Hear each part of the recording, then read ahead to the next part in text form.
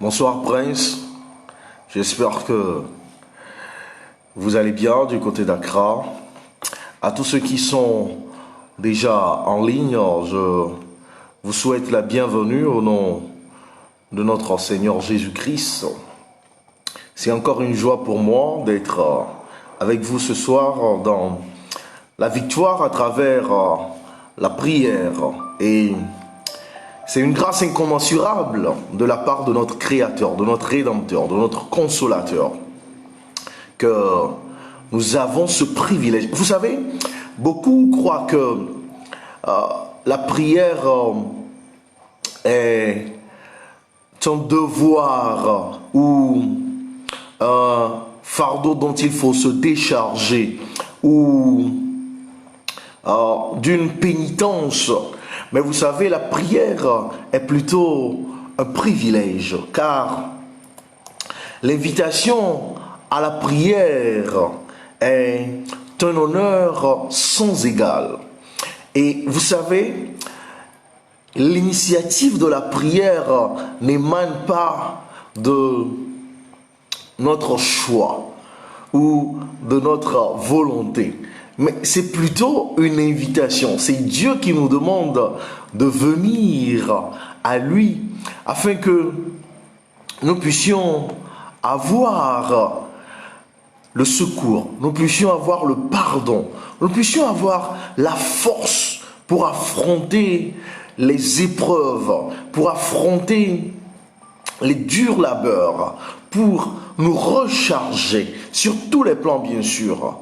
Car Jésus dit dans Matthieu chapitre 11 verset 28, « Venez à moi, vous tous qui êtes fatigués et chargés, et je vous donnerai du repos. » Vous savez, beaucoup d'entre nous sont divertis, ou nous sommes distraits, ou nous sommes trop occupés à beaucoup de choses pour passer du temps de qualité avec celui qui nous a créés, avec celui qui nous a rachetés, avec celui qui sans cesse ne se lasse de nous faire du bien. Et c'est malheureux que beaucoup de fois, nous n'avons pas assez de temps pour prier, pour chercher la face de notre Créateur, pour chercher le secours qui est sans égal. Car beaucoup de personnes croient que Dieu lui-même, il voit tout, il sait tout, donc nous n'avons pas besoin de venir à lui. Mais vous savez, ce que la prière fait pour nous, c'est que nous nous sentons dans la présence de ce Créateur. Nous rentrons en communion avec lui. Et ainsi, nous sommes réconfortés, nous sommes déchargés, nous sommes rechargés. Et surtout, ce qui émane de cette communion, c'est une puissance sans égard. C'est-à-dire que Dieu ne nous accorderait pas ce que nous aurions si nous ne prions pas. Et c'est pour cela que je veux encore vous relire ce verset que j'aime tant, qui se trouve dans Jean chapitre 14, versets 12 à 14. Il dit, en vérité, je vous le dis, celui qui croit en moi fera aussi les œuvres que je fais. Et il en fera de plus grandes, parce que je m'en vais auprès de mon Père. Et il dit au verset 13, et tout, il ne dit pas certaines choses, il dit, et tout ce que vous demanderez en mon nom, je le ferai, afin que le Père soit glorifié dans le Fils. Et il ajoute au verset 14, si vous demandez quelque chose en mon nom, je le ferai. Oh, cher ami, pourquoi se dérober à ce privilège? Pourquoi rater cet unique temps où nous rentrons dans la face, nous rencontrons face à face notre Dieu, où nous rentrons dans la présence de notre Dieu.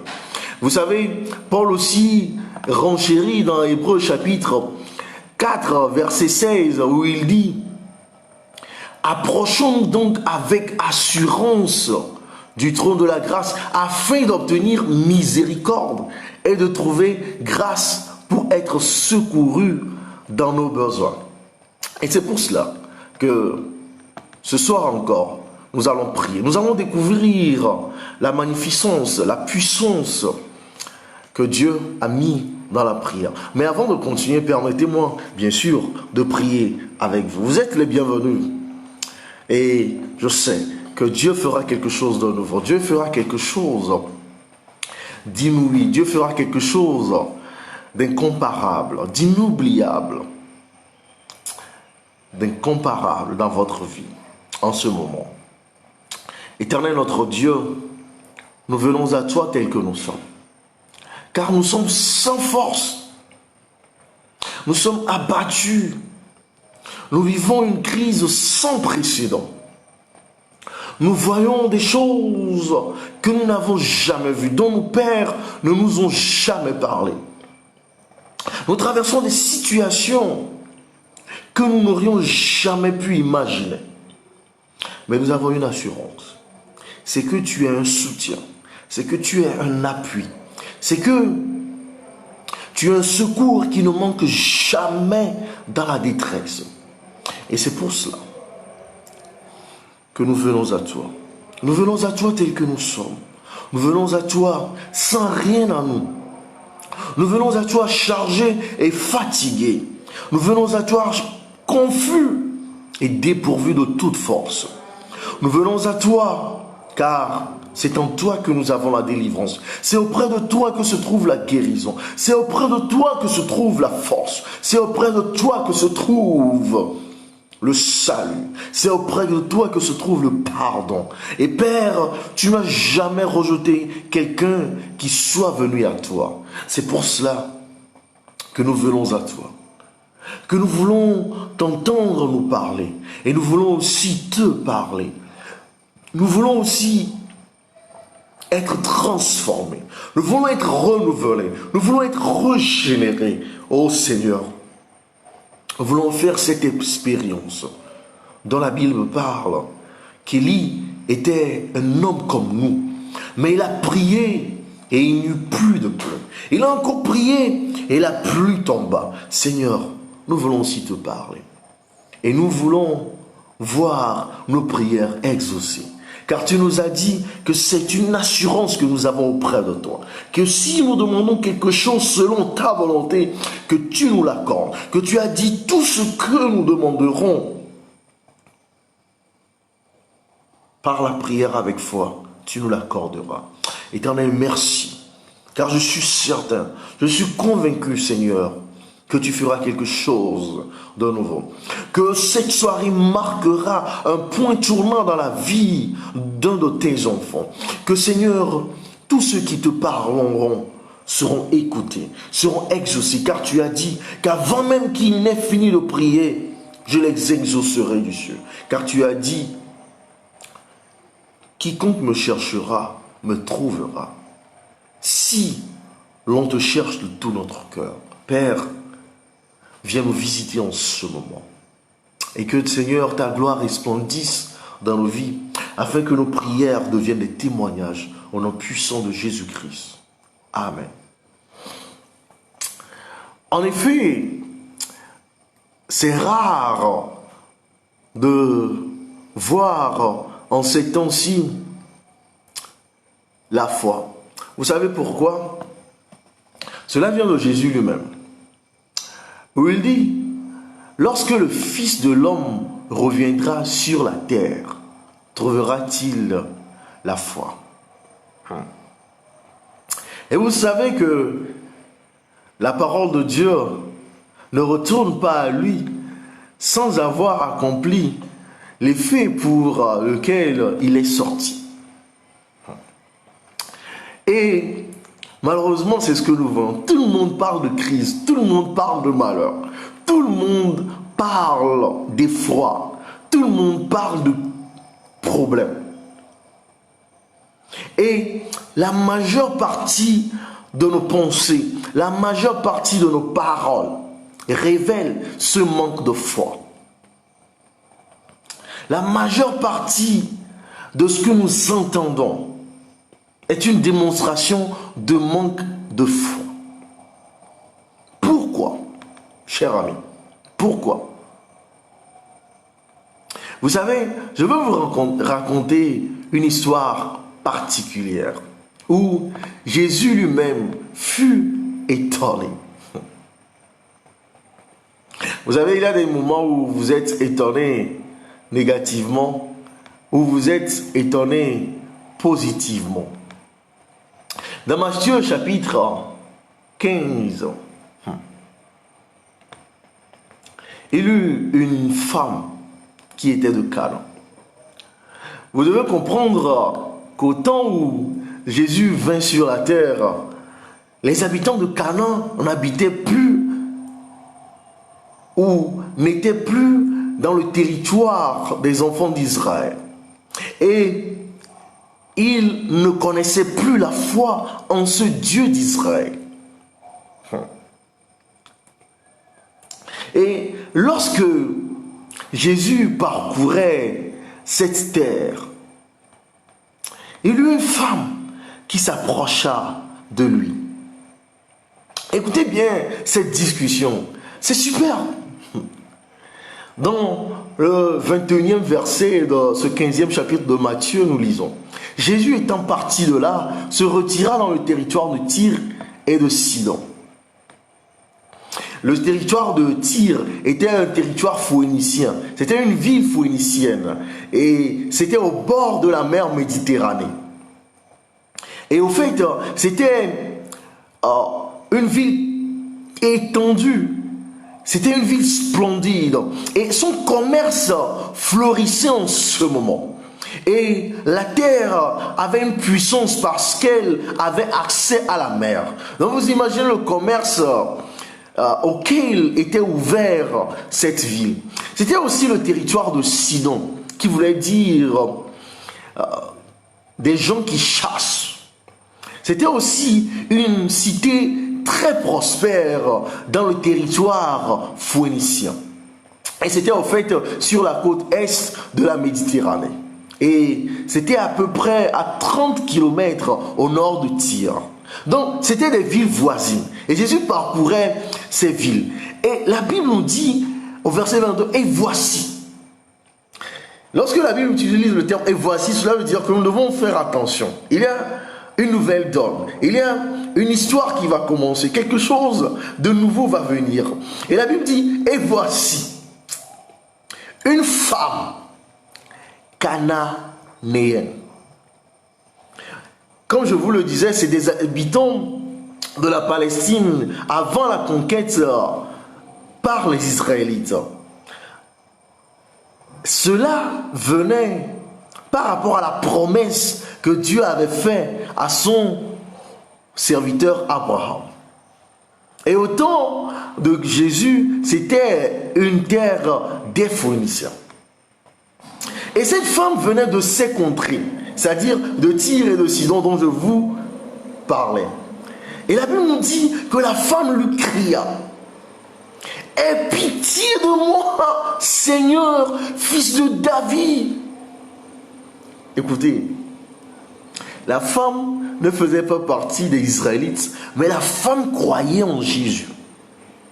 La femme criait au secours et elle appelait Jésus Seigneur, c'est-à-dire une personne ou quelqu'un qui a le pouvoir de décider par rapport à une situation. Et elle disait fils de David par rapport à ce second roi d'Israël et qui était un ancêtre de Jésus-Christ. Elle criait Jésus, Seigneur, fils de David, aie pitié de moi. C'est-à-dire elle disait, c'est en toi j'ai placé ma foi. Je sais que mon secours peut venir de toi. Je sais que tu peux m'aider. Je sais que tu peux me secourir. Je sais que si tu agis, ma situation ne sera plus pareille. Et elle dit, ma fille, c'est-à-dire ma progéniture, c'est-à-dire celle que j'ai enfantée, celle qui vient de mes entrailles, celle qui a allaité mes seins, celle qui m'appelle mère, celle en qui j'ai mis mon affection. Ma fille est cruellement tourmentée par le démon. Elle dit cruellement, elle utilise le mot cruellement. C'est-à-dire que c'est au-delà de la possibilité humaine. C'est au-delà du secours humain. C'est au-delà de tout entendement des médecins ou des spécialistes. Elle dit, elle est cruellement tourmentée. C'est-à-dire qu'elle est misérable. Elle a une maladie chronique.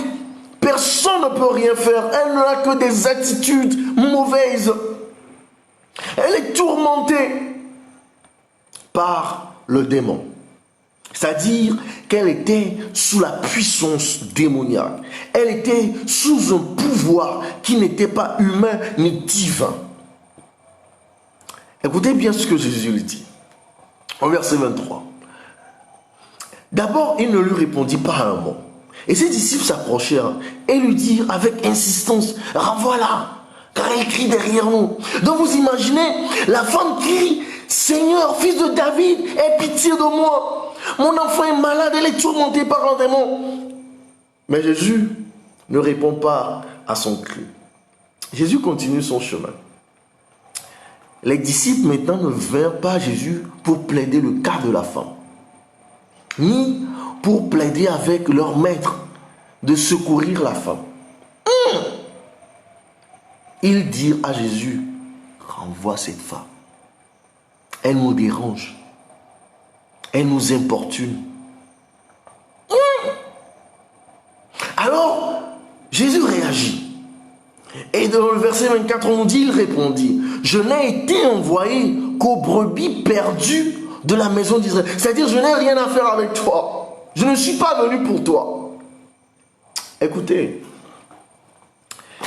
il y a des situations dans la vie qui sont des moments opportuns. Écoutez, lorsqu'on parle d'opportunité, étymologiquement, ça faisait recours à un vent qui était favorable à l'entrée des navires au port pour s'accoster. Donc, les navires venaient, ils devaient s'accoster, mais ils attendaient ce vent favorable qui allait les pousser pour qu'ils puissent s'accoster, pour qu'ils puissent rentrer au port. Et ces situations qui sont des moments opportuns, parfois sont uniques en leur genre et beaucoup ne se répètent pas. Et c'est comme cela que nous devons voir les crises. Non pas nous demander en quoi cette crise va me ruiner ou m'endommager ou ne penser qu'au mauvais côté de la chose. Parce que lorsque vous êtes enfant de Dieu, lorsque vous marchez avec Dieu, vous savez que votre dessein est dans les mains de Dieu. Vous savez que Dieu a des desseins pour vous. Vous ne pouvez pas croire que tout est perdu pour vous, que rien ne peut être pour vous. Voici une femme. Écoutez, elle n'avait pas rendez-vous avec Jésus. Elle ne s'attendait même pas à voir Jésus. Ce n'est pas elle qui allait chercher Jésus pour venir dans son territoire. Mais elle avait en ce moment une rencontre décisive. Et elle s'est dit, je ne peux pas rater ce moment. C'est ça le moment de la prière. C'est Jésus qui s'est invité dans son territoire. C'est Jésus qui passait. Et elle savait certainement qu'elle avait entendu parler de lui. Certainement qu'elle avait déjà vu quelque part ailleurs que dans son territoire. Mais elle savait que la réponse à sa situation, la solution à son problème était devant elle. Et elle ne pouvait pas rester ce moment. Cet instant de délivrance, de salut, de guérison, de miracle. Et elle dit, aie pitié de moi. Ma fille là, je sais que c'est toi qui peux me le faire. Et elle n'a pas dit, oh, elle n'était pas dans les discours, ni dans les protocoles, ni dans les palala, ou les blablabla. Elle était concentrée sur sa demande. Beaucoup de nous, lorsque Nous venons prier, nous croyons que c'est un devoir, c'est un fardeau dont nous devons nous décharger. Mais je vous dis que la prière n'est pas une initiative de notre part. C'est Dieu qui nous demande de venir à lui. Il dit, vous me chercherez, vous me trouverez, si vous me cherchez de tout votre cœur. Vous m'invoquerez. Il dit dans Jérémie 33, verset 3, invoque-moi et je te répondrai. Je te montrerai des choses cachées. Et il dit dans 2 Chroniques chapitre 14, 7 plutôt, verset 14, si mon peuple sur qui est évoqué mon nom s'humilie, prie.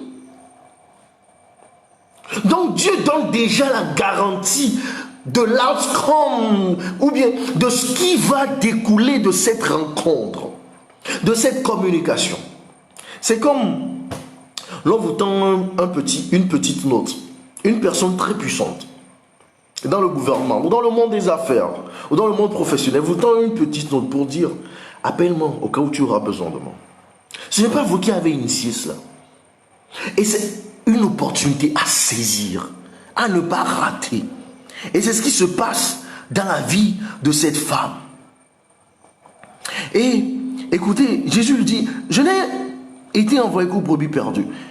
Verset 25, mais elle vint se prosterner devant lui, disant, Seigneur, secours. Elle était concentrée. Elle savait que c'était le moment qu'elle attendait et que sa solution était devant elle. Elle n'a pas tenu à répondre à Jésus. Oh non, tu sais. Non. Elle savait que sa délivrance était vis-à-vis d'elle. Comment est-ce que vous voyez Jésus d'abord? Comment est-ce que vous voyez ce Dieu qui vous invite à la prière? Vous savez, le degré de votre foi sera en rapport avec votre conception ou votre perspective ou même votre entendement ou votre compréhension ou de la manière dont vous voyez ce Dieu, c'est-à-dire votre croyance. Si vous voyez que bon, Dieu, je vais prier voir, ou bien la prière devient votre dernier recours, ou bien la prière pour vous c'est un pneu de secours, ou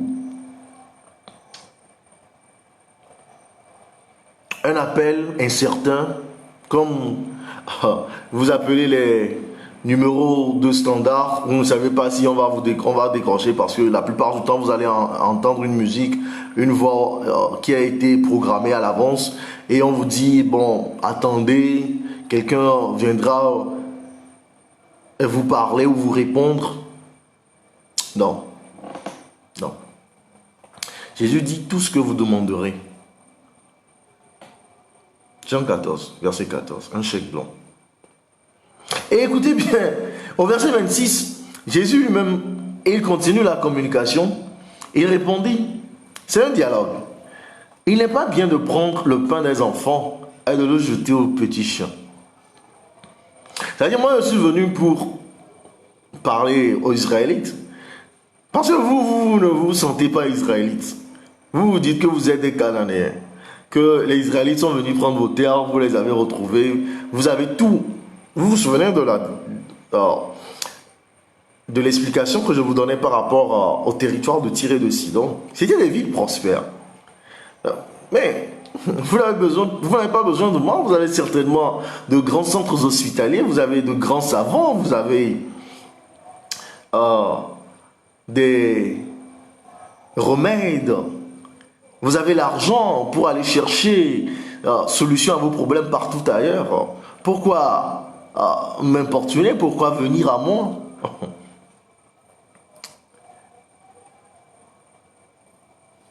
Elle dit, oui Seigneur, dit-elle, mais les petits chiens mangent les miettes qui tombent de la table de leur maître.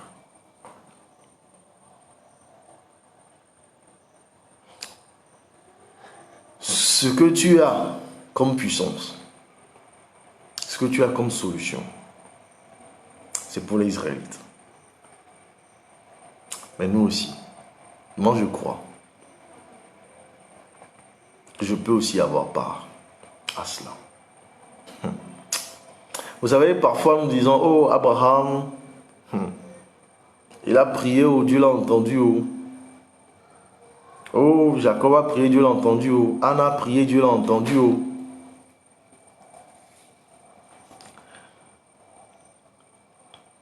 Et voilà.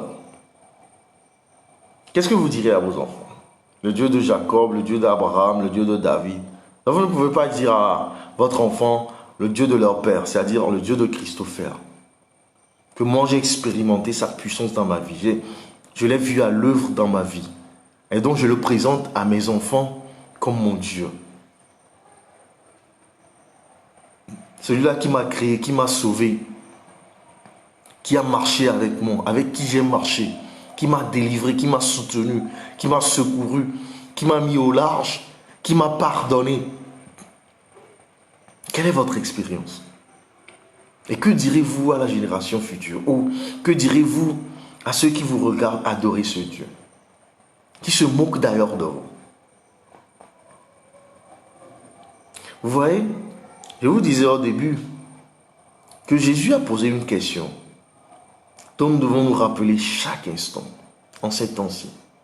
Lorsque le Fils de l'homme viendra sur la terre, trouvera-t-il la foi? Ah oui, c'est la question qu'il a posée à ses disciples.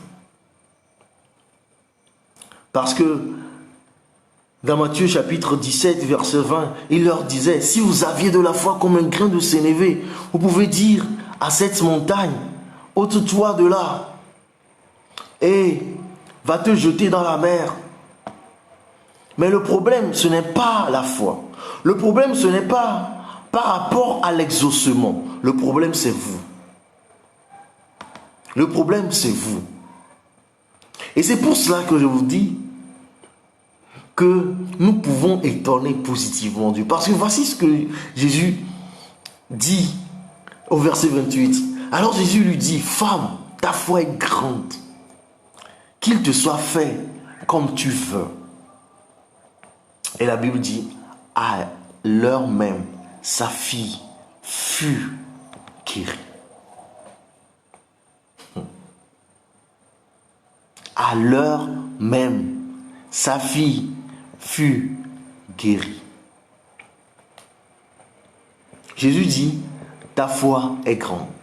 Mais dans ce même récit de Matthieu, au chapitre 16, verset 8, Jésus nous rapporte, Matthieu dit, pourquoi raisonnez-vous en vous-même, gens de peu de foi? Gens de peu de foi. Jésus venait de qualifier ses propres disciples de gens de peu de foi. Et voici une femme qui n'était même pas disciple, qui n'était même pas israélite. Jésus qualifie sa foi de grande.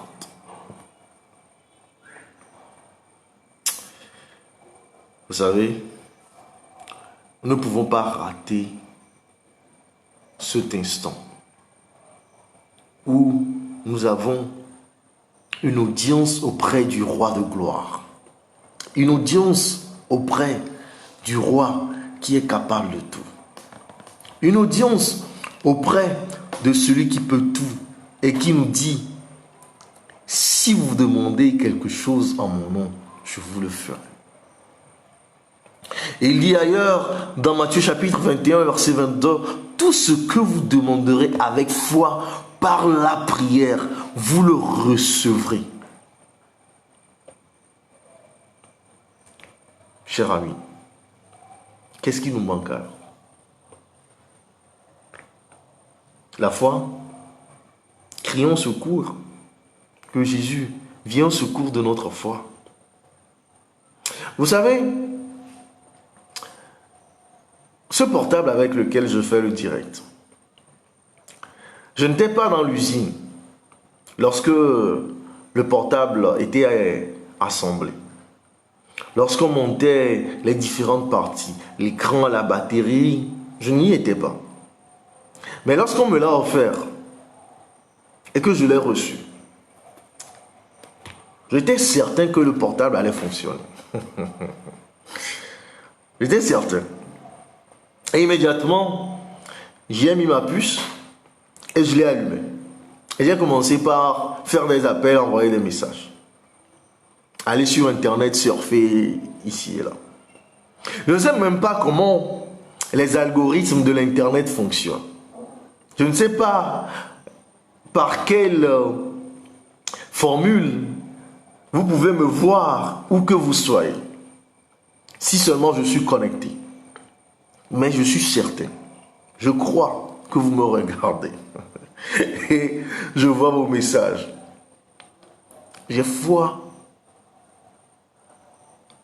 à l'appareil. J'ai foi en celui qui a conçu cet appareil. J'ai foi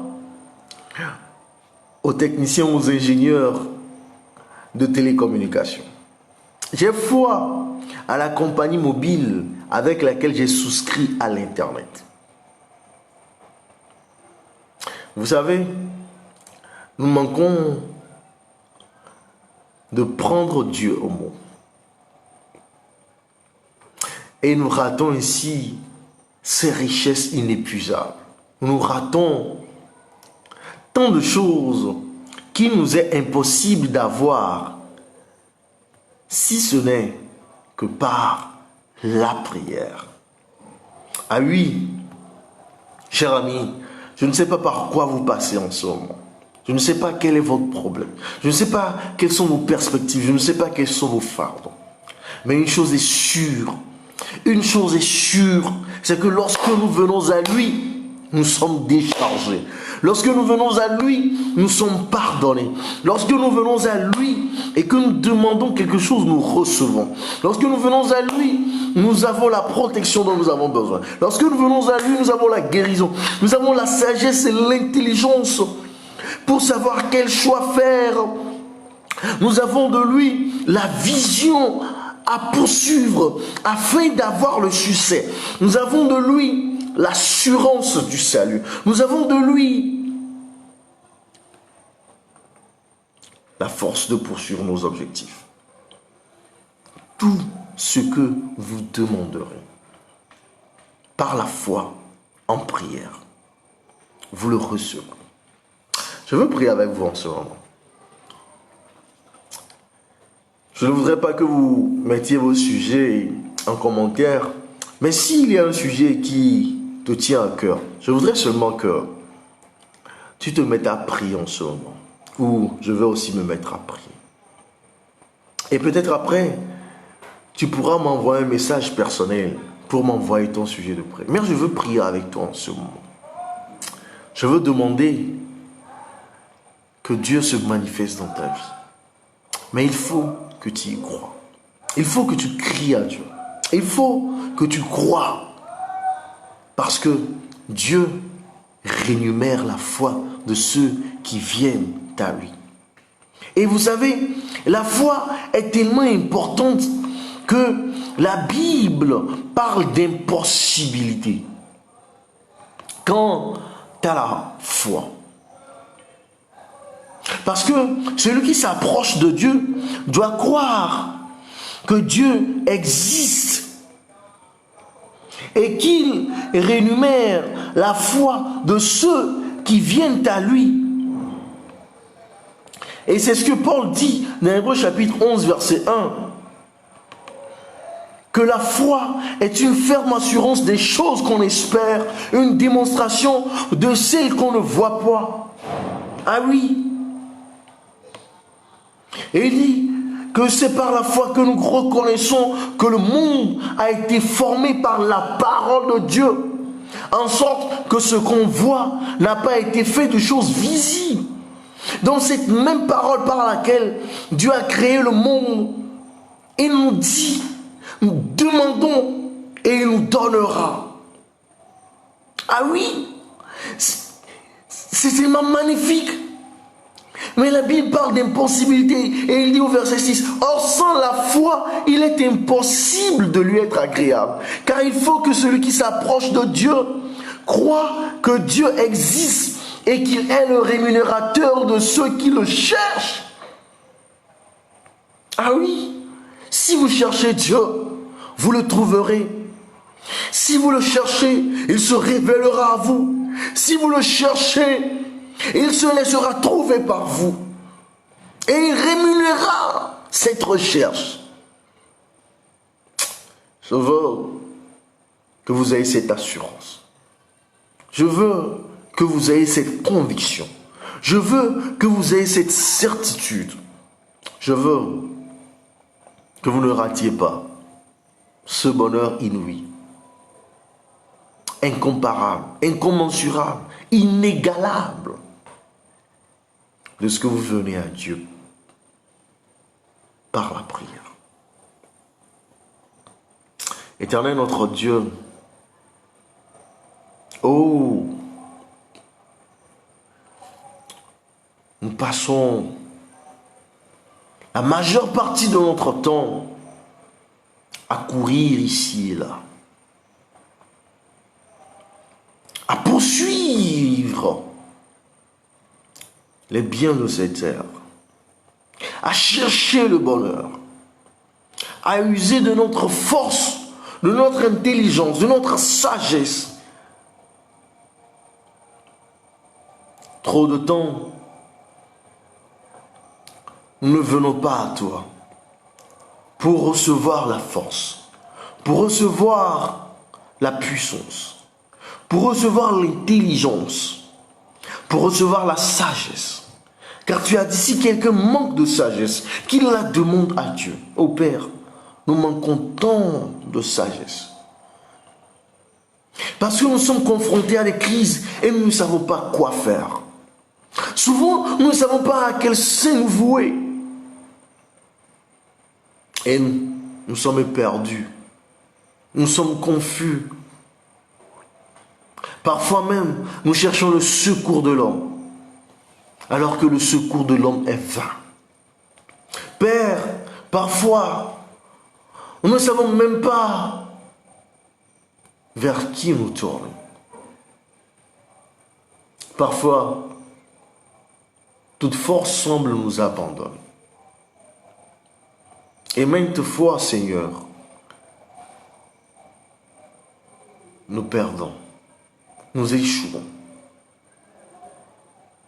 juste parce que nous avons oublié le facteur capital, qui est la prière de la foi. Père, Père, Père, nous faisons tout sauf de venir à toi. Père, donne-nous cette humilité pour avoir la foi en toi et en ta parole. Cette femme vivait dans une ville prospère. Cette femme vivait dans une ville qui avait de la grandeur, qui était splendide, qui avait tout et qui n'avait rien à envier. Mais Seigneur, elle savait que son mal dépassait la prospérité, que son mal dépassait la capacité humaine, que son mal dépassait toute possibilité de cette terre. Elle savait que c'était toi qui avais la solution à son mal. Père, elle n'avait pas rendez-vous avec toi, non. Elle ne savait même pas que tu devais passer par son territoire. Mais elle savait que sa solution viendrait de toi. Oh Père, quelle foi! Oh, accorde-nous, Seigneur, de mettre notre foi en toi. Lorsque nous faisons face au péché, Père, rappelle-nous que tu peux nous pardonner. Que si nous venons à toi, tu ne nous rejetteras pas. Que si nous venons à toi tels que nous sommes, tu pardonneras nos péchés. Oh, tu effaceras nos iniquités. Oh, tu oublieras notre transgression. Oh, tu nous purifieras. Tu vas nous régénérer, tu vas nous transformer, tu vas nous renouveler. Père, je te supplie que lorsque nous faisons face aux problèmes de cette vie, aux vicissitudes de la cruauté de cette vie, que nous puissions nous rappeler qu'il y a un Dieu dans les cieux qui change les temps et les circonstances. Oh Père, lorsque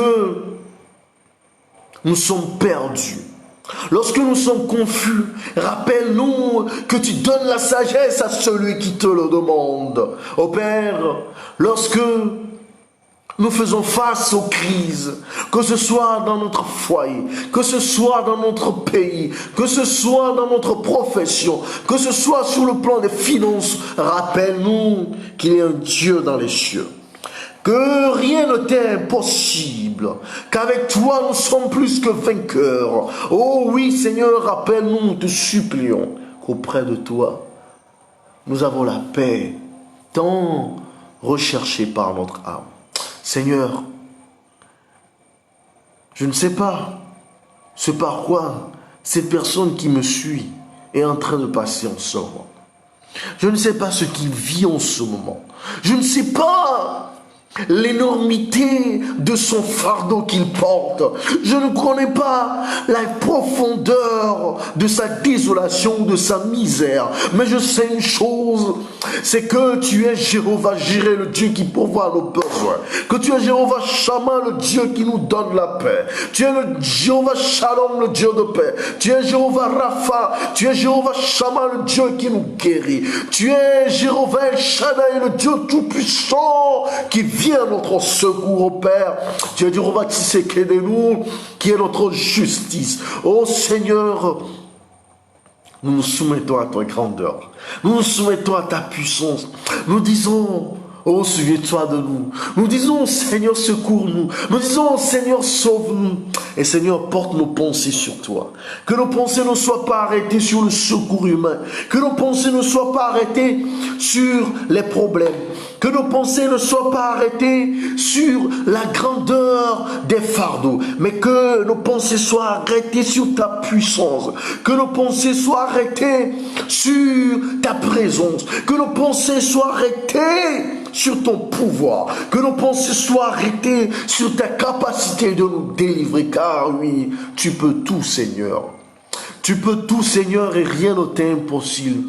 Que ce soit le péché, que ce soit une addiction, que ce soit les problèmes conjugaux, que ce soit les finances, que ce soit la maladie, oh, que ce soit la confusion, oh, que ce soit l'attaque démoniaque, oh, que ce soit les problèmes d'ordre pécuniaire, oh, que ce soit des problèmes d'insécurité ou de tourment, oh, que ce soit des problèmes d'insomnie ou d'anxiété, oh, que ce soit des problèmes de dépression, de troubles mentaux, oh, que ce soit, Seigneur, des problèmes sociopolitiques. Oh Père, nous savons que tu peux agir. Nous savons que tu peux intervenir. Oh, nous savons que tu peux secourir. Oh Père, nous nous abandonnons à toi.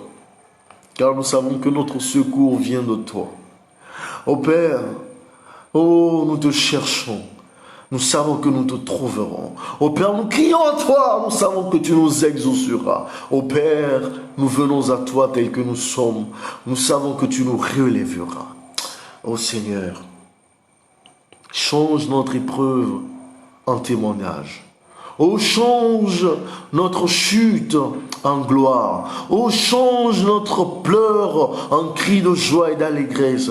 Oh Père, change notre maladie en un bon point. Oh Père, change notre situation de crise en situation d'adoration et de louange. Oh Père, souvent, nous n'avons pas la foi comme cette femme. Nous avons tellement de préjugés. Nous sommes tellement distraits. Nous sommes tellement troublés. Oh, nous sommes tellement confus que nous ne pouvons même plus prier. Père, comme les disciples te l'ont demandé, enseigne-nous à prier. Que ce ne soit pas des paroles monotones, que ce ne soit pas un temps d'ennui, mais que ce soit un temps de dialogue avec toi. Un temps de transformation. Que ce soit, Seigneur, nous te supplions, un moment où nous rentrons dans la présence de ta gloire, dans la manifestation de ta puissance, que nous sommes en présence de tes anges, de tes archanges, de tes chérubins et séraphins, et que nous sommes sans protocole dans la salle de ton trône de gloire, où, auprès de toi, nous trouvons le secours, nous trouvons l'aide, nous trouvons la délivrance. Nous trouvons le pardon. Seigneur, qu'il ne soit pas dit de nous que nous avons peu de foi, ou que nous manquons de foi, ou même que nous sommes des gens qui ont rejeté la foi. Mais Seigneur, comme tu as témoigné par rapport à cette femme, que notre foi soit trouvée grande. Qu'il nous soit possible de te plaire par notre foi, Seigneur. Que notre foi soit récompensée, rémunérée. Merci Seigneur, au nom puissant de Jésus-Christ. Car en son nom, tout genou fléchit et toute langue confesse qu'il est Seigneur des seigneurs et Roi des rois. Oh Seigneur, en ta présence, c'est la délivrance et le secours. Oh oui, en ta présence, même notre faiblesse est puissance, car ta grâce nous suffit. Oh, en ta présence, ta grâce nous environne et nous sommes délivrés. Oh, en ta présence, c'est les louanges au milieu des calamités. Oh, c'est l'adoration au milieu de la détresse, car nous savons que nous n'avons pas cru en des fables ou en des hommes, mais que nous avons cru en nous, le Dieu qui a dit et la chose fut créée. Merci Seigneur, car ton nom est grand, oh ton nom est puissant, oh ton nom est élevé, au nom puissant de Jésus-Christ. Amen. Vous savez, je voudrais que vous fassiez une expérience très capitale. Désormais, je voudrais que vous ayez un temps mis à part pour Dieu. En ce moment-là, pas de portable, pas de visite, pas de discussion. Vous êtes seul à seul avec votre Dieu. Pour que vous ne soyez pas distrait, comme cette femme, vous êtes concentré sur le Seigneur. Vous êtes concentré sur votre moment de recevoir de Dieu ce que vous allez demander. Vous avez votre Bible? Si vous me contactez en inbox, je peux vous envoyer les promesses de Dieu dans la Bible, ou vous cherchez les promesses de Dieu. Yes, Sister Sunday, sorry. We are talking about the power of God through prayer. We are talking about the promise of God in John chapter 14 verses 12 through 14. That if we come to prayer by faith, you receive whatever we ask from the Lord. Yes, that's what we are talking about. So I'm advising everybody to have a time for prayer. A special time where we are not with our phone, we are not with any other person but with our Savior alone. We are one-on-one with God. So with our Bible opened, we have the promises of God that we'll be reading, that we'll be meditating upon, and we will be sharing with God a time of the manifestation of His presence and of His power. Thank you, Sister Cindy. God bless you. Oui, donc comme je vous le disais, vous êtes seulement avec votre Dieu. Yeah, God bless His word and God bless you as well. Thank you for the blessing. Et vous prenez les promesses de Dieu, vous prenez Dieu au mot, parce que Dieu a créé ce monde dans lequel nous vivons par sa parole. Et ce qu'il a dit dans sa parole se manifeste. Donc, vous prenez Dieu au mot. Vous lui rappelez ses promesses et vous lui suppliez que vous voulez avoir la manifestation de ses promesses dans votre vie. Que ce ne soit plus des histoires d'Abraham, que ce ne soit plus des histoires de Paul et Silas, mais des histoires de vous et de votre Dieu. Des histoires de vous et de votre Sauveur. Et je voudrais que vous ayez un cahier. Dans la partie gauche de votre cahier, vous mettez les sujets de prière. Et dans la partie droite, vous mettez les témoignages. Donc vous vous rappelez de ces sujets de prière chaque fois. Et lorsque Dieu vous exauce, parce que Dieu vous exaucera à coup sûr, s'il ne change pas la situation, c'est qu'il veut changer vous qui traversez cette situation. Donc vous mettez l'exaucement à cette prière. Je vous assure. Vous allez faire une mise à jour de votre vie de prière. Vous allez faire une réinstallation de votre vie de prière. Elle ne se sera plus comme avant. Je prie que le Seigneur vous visite, qu'il vous guérisse, je prie qu'il vous pardonne, je prie qu'il vous délivre, je prie qu'il vous bénisse, je prie qu'il vous rende visite, je prie qu'il brise les chaînes de l'ennemi, je prie qu'il vous élève auprès de lui pour que vous ayez une autre vision de la contemplation de la gloire de notre Seigneur. Je prie que vous Soyez une source de bénédiction pour tous ceux qui vous connaissent au nom puissant de Jésus-Christ. Amen. Amen.